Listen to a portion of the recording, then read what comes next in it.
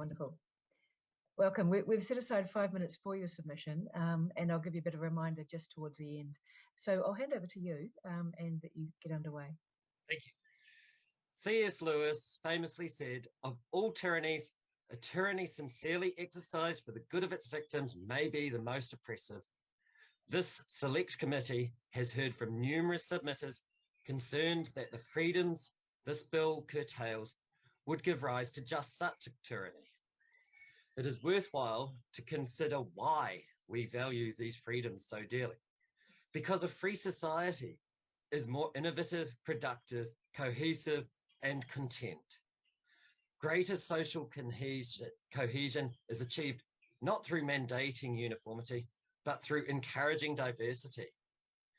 It is a key tenet of our Westminster system of parliamentary democracy that everyone is free to do anything that is not explicitly prohibited by law.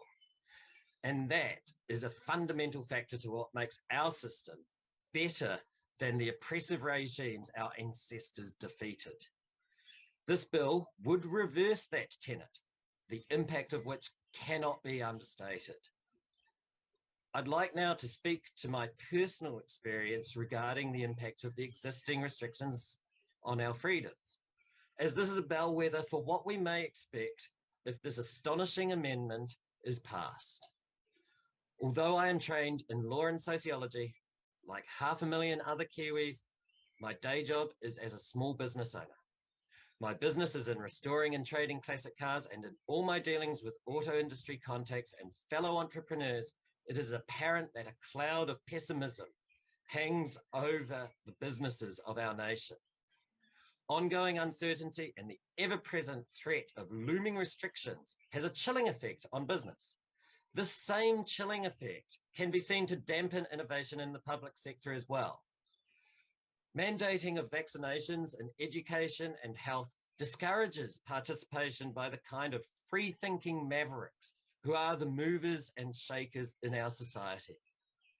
Now, why would any government want to impose a piece of legislation with such far-reaching effects on her citizenry? Well, with no herd immunity amongst the New Zealand population, widespread transmission of COVID-19 could be catastrophic for our nation, but it doesn't have to be. Jurisdictions on the cutting edge of treatment and prevention are crushing Delta, but this is not being achieved through the use of sweeping restrictions. Instead, they are using a broad suite of treatments that are proving extremely effective at keeping their citizens out of hospitals and morgues. For example, the Indian state of Uttar Pradesh has repurposed the safe, proven drug ivermectin, prescribing it early to all COVID positive cases, and has been rewarded by a drop from over 300 deaths a day in May at the start of the Delta outbreak down to less than 1 per day this month. This is in a state 56 times as populous as New Zealand. But I'm not here to lay claim to a single silver bullet. My point is that innovation and open debate are essential to beating this virus. The collateral benefits of taking a free, innovative, and pluralistic approach will include better mental and physical health of our population. It follows naturally that a healthier and happier population will be more resilient against COVID-19. This cannot be achieved in a climate of forbearance and austerity. Freedom of choice, speech, movement, and association are critical to staying ahead of this pandemic.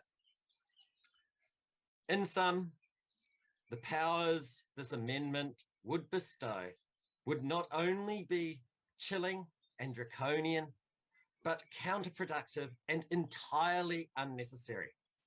In the words of Jordan Peterson, the problem with fighting fire with fire is that you end up burning. Thank you. Thank you, Andrew. Just checking with the committee. Gaurav, I have a question. Sure, I guess I just want to specifically talk about the situation in India and Uttar Pradesh because you're the third person now to mention it. I think just to be very careful around the claims that have been made, because the death rates, there's more people died in Uttar Pradesh than in most other countries combined. So it is a very high death rate. And Yes. The data from there isn't completely collaborated. It's looking very good now, though. Yes, for Because last they've been 3 days prescribing and that ivermectin and data wasn't Hopkins. properly available. But I just want to be careful, just remind people, so you need to have something to support it as well. So there's been almost 30,000 deaths in that specific state. And the statistics I quoted are supported by research from Johns Hopkins University, and it's top of the results if you search on Google for COVID India death rates. So it's well-known mainstream statistics, nothing controversial there. Thank you. Okay, so we've got a point of difference there, but we are at time. So thank you very much, Andrew. Thank you for the opportunity.